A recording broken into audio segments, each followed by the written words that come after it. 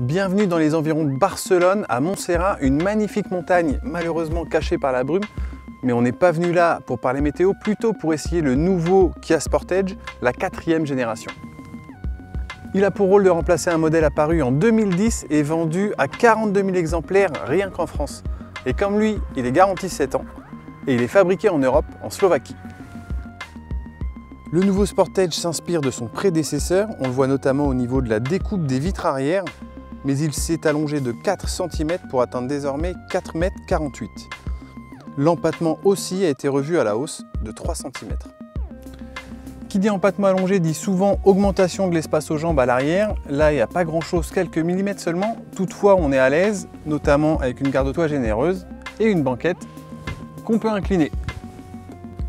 D'une génération à l'autre, le coffre grandit de 40 litres. Sa capacité atteint désormais 503 litres. En revanche, pour ménager une surface plane et replier les sièges, on est obligé de venir ici.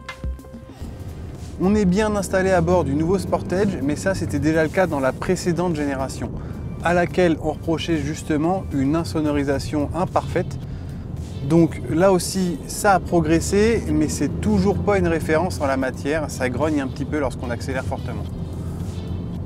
L'un des gros points forts du nouveau Sportage, c'est sa dotation. On profite désormais de nombreux équipements de sécurité. Un seul exemple parmi tant d'autres, la voiture peut corriger toute seule la trajectoire lorsque on regarde ailleurs ou on n'est pas attentionné et qu'on va pour couper une ligne blanche. Elle est capable de tourner elle-même le volant sans intervention humaine.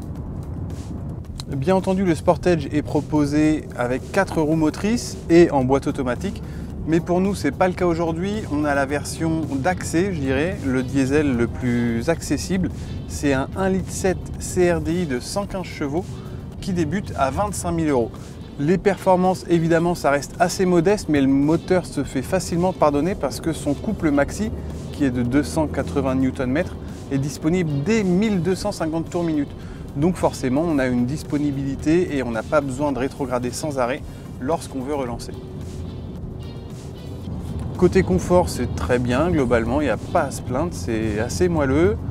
Niveau tenue de route, c'est pareil, tout va bien, la voiture n'est pas spécialement dynamique et elle a tendance à s'écraser un petit peu lorsqu'on arrive trop vite dans un virage, mais le SP fait très bien son boulot, donc pas de souci de ce côté-là.